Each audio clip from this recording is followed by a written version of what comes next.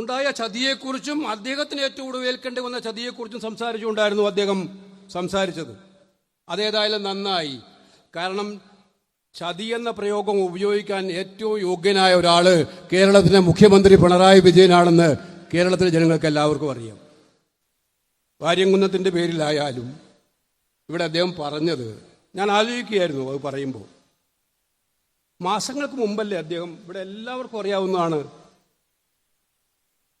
ഹിന്ദു പത്രത്തിൽ നടത്തിയ ഇന്റർവ്യൂവിൽ അദ്ദേഹം പറഞ്ഞത്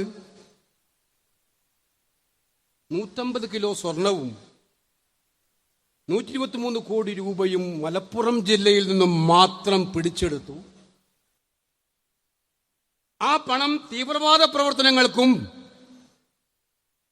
ദേശവിരുദ്ധ പ്രവർത്തനങ്ങൾക്കും ഉപയോഗിക്കാൻ വേണ്ടിയിട്ടുള്ള പണമാണ് എന്ന് മലപ്പുറം ജില്ലയെന്ന് പറയുന്ന ഈ നാട്ടിലെ കേരളത്തിൻ്റെ 14 ജില്ലകളിലെ പോലെ തന്നെ 13 ജില്ലകളെ പോലെ തന്നെ ഏറ്റവും വിലപ്പെട്ട സംഭാവന ചെയ്യുന്ന ഒരു ജില്ലയെ സംശയത്തിൻ്റെ മുനയിൽ കൊണ്ടുപോയി നിർത്തി ഈ ജില്ലയോട്ടാകെ അപമാനിച്ച് ഈ ജില്ലയ്ക്ക് എതിരെ ഏറ്റവും വലിയ ചതിപ്രയോഗം നടത്തിയ സാക്ഷാൽ പിണറായി വിജയൻ മലപ്പുറത്ത് വന്ന് ചതിയെക്കുറിച്ച് പറയുന്നത് എന്തുകൊണ്ടാണ്?